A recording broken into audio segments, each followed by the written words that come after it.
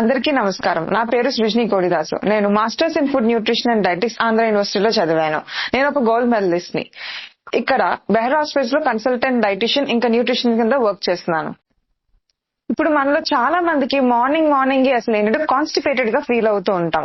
అలానే దాన్ని ఏమంటాం అంటే మలబద్ధకం అంటూ ఉంటాం. అసలు ఈ కాన్స్టిపేషన్ అనేది వచ్చేటప్పుడు మనం ఏమేమి తినాలి?